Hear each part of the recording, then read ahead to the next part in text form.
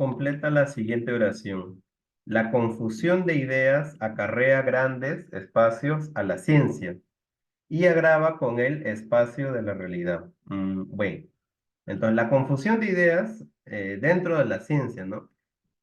La confusión de ideas es algo bastante común, ¿no? Más aún cuando la gente está dispuesta a leer menos, es más fácil confundir las ideas, ¿no?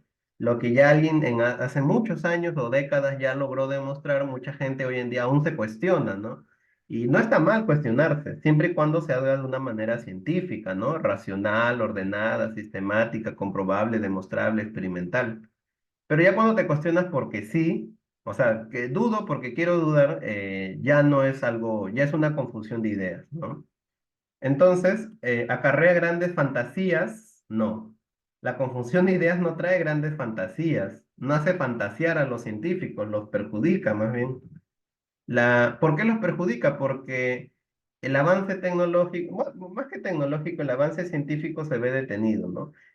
Peor aún cuando son los políticos o la clase económica la que se encuentra con esa confusión de ideas y apoya menos entonces el progreso.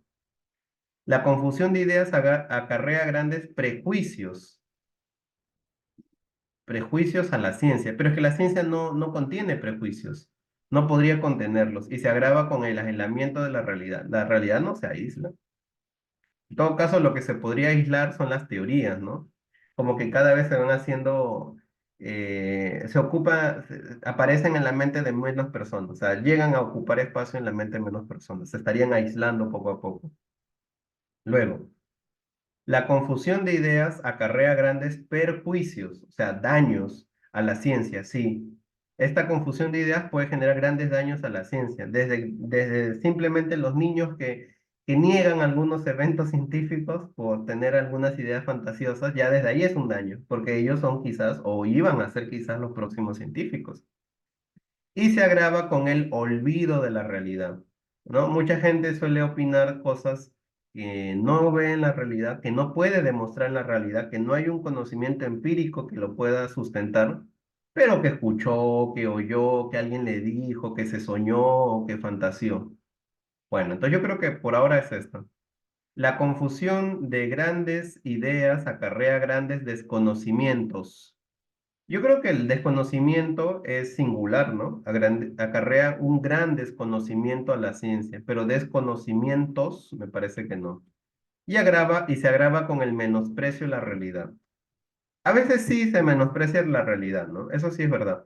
Muchos científicos llegan a valorar más la teoría, las fórmulas, que el conocimiento empírico que uno puede obtener la realidad, del cual finalmente surgen todas las demás ideas, ¿no? Toda la ciencia surge de una u otra manera de lo empírico. Muy bien. El infortunios y dolor. Entonces, la confusión de ideas acarrea grandes infortunios a la ciencia. Puede ser, y se agrava con el dolor de la realidad. ¿Por qué la realidad tendría dolor? No, en este caso, la realidad lo que muchas veces ocurre es que se olvida, ¿no? Por ejemplo, cuando alguien opina y dice, no, es que en este país, porque las ciencias son muy amplias, no solamente la física, la química. La economía, por ejemplo, es una ciencia. Entonces, cuando alguien dice, por ejemplo, elevaremos al triple el sueldo mínimo, y eso genera una confusión de ideas, porque mucha gente cree y dice, pero si el gobierno tiene todo el dinero, ¿por qué no sube los sueldos? ¿Y eso qué es lo que acarrea? Perjuicios a la ciencia porque toda esa gente crece y se forma y opina y a veces ocupa puestos de importancia teniendo esas ideas confusas, ¿no? Y eso qué es y se agrava con el olvido de la realidad. Si uno ve la realidad y evalúa los países donde se eleva el sueldo mínimo, uno puede darse cuenta empíricamente que se agrava el empleo informal, aumentan los despidos, aumenta el desempleo, surge un mercado informal de trabajo mucho más grande, mucho más drástico, con condiciones mucho peores para trabajar. Entonces, pero la confusión de ideas, eso es lo que trae los perjuicios a la ciencia y se agrava con el olvido de la realidad, el no contrastar lo visto con la observación científica de la realidad. Bien, espero que esta pregunta y su solución se haya entendido, que sigas visitando el canal y nos veamos en una próxima oportunidad. Chao, chao.